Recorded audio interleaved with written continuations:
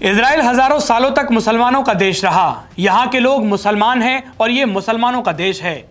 ये बात कहने का दम आज से 40 साल पहले ओशो के पास था।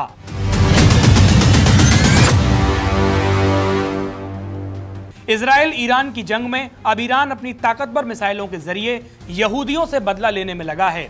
लेकिन इसी दौरान महान दार्शनिक ओशो की 40 साल पुरानी बात सच साबित हो रही है, जिसमें ओशो ने कहा था कि अमेरिका के बिना इजराइल तुरंत खत्म हो जाएगा, उनका कत्लेआम हो जाएगा। इजराइल सदियों से अस्तित्व में नहीं था। ये एक मुस्लिम देश था, फिलिस्तीन, जो मुस्लिमों से घिरा हुआ था। ओशो ने कहा था कि मैंने यहूदियों से कहा था कि अमेरिका और ब्रिटेन ने इजराइल में उन्हें जमीन देकर उनके साथ धोखा किया है। ये सदी का सबसे बड़ा धोखा था। हालांकि यहूदी ये सोच रहे थे कि ये अच्छा हुआ है, लेकिन वे इस साजिश को समझ नहीं पाए, क्योंकि जो जमीन इजराइल को दी गई थी वो चारों तरफ से खून से प्यासे मुसलमानों से घिरी हुई थी। अभी कुछ दिन पहले मैंने एक फिल्म देखी, एक यहूदी परिवार पर एक खूबसूरत फिल्म, एक बहुत ही रूढ़िवादी हसीद परिवार पर। यहूदी हसीदों को वास्तव में अपने बराबर नहीं मानते, वे उन्हें बहिष्कृत करते हैं। हसीद आज भी इजराइल राष्ट्र को स्वीकार नहीं करते, क्योंकि वो कहते हैं कि इजराइल तब स्थापित होगा जब मसीहा आएगा। लेकिन वह कहाँ है? उनका तर्क एकदम सही है।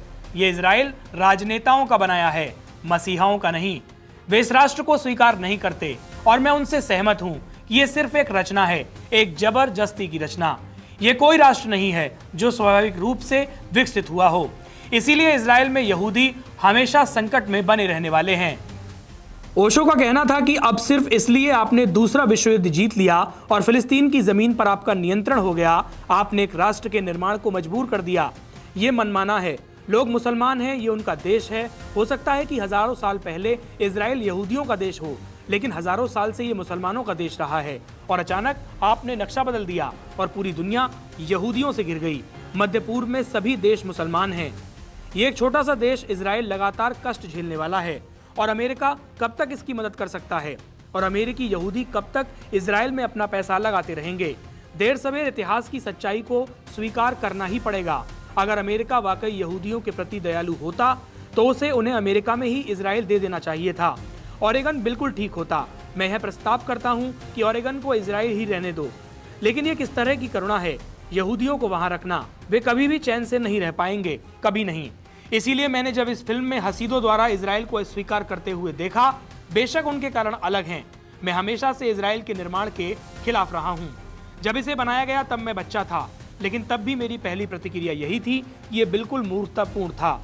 देश में मुसलमानों की आबादी है, चारों ओर मुसलमान देश हैं, वे सभी एक साथ हैं, और आपने बेचारे यहूदियों को दुश्मनों के इस विशाल सागर में डाल दिया।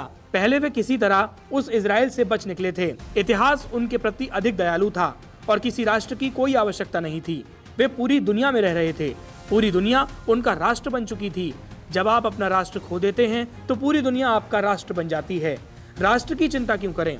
अगर इजराइल के निर्माण की बात करें तो आज आप जिस इजराइल को दुनिया के नक्शे पर देखते हैं उसका इतिहास हजारों साल पुराना है।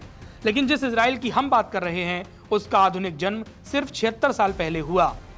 एक समय था जब यहाँ ऑटोमन तुर्कों का साम्राज्य राज करता था, लेकिन फिर आया पहला विश्व युद्ध और तुर्की को हार का सामना करना पड़ा। इस पूरे क्षेत्र पर कब्जा कर लिया ब्रिटेन ने। ब्रिटेन उस समय एक महान शक्ति था, लेकिन दूसरा विश्व युद्ध सब कुछ बदलने वाला था। इस युद्ध ने दो नई ताकतों को जन्म दिया, अमेरिका और सोवियत संघ। और ब्रिटेन थक चुका था, टूटा हुआ था। 1945 में ब्रिटेन ने यह इलाका संयुक्त राष्ट्र को सौंप दिया। 2 साल बाद 1947 में यूएन ने एक प्रस्ताव पेश किया, इस जमीन को 2 हिस्सों में बांटा जाए। यूएन में एक प्रस्ताव पेश किया गया, इस जमीन को 2 हिस्सों में बांटा जाए, एक अरब राज्य और एक यहूदी राज्य इजराइल, यरूशलेम। उसे अंतर्राष्ट्रीय शहर घोषित कर दिया गया।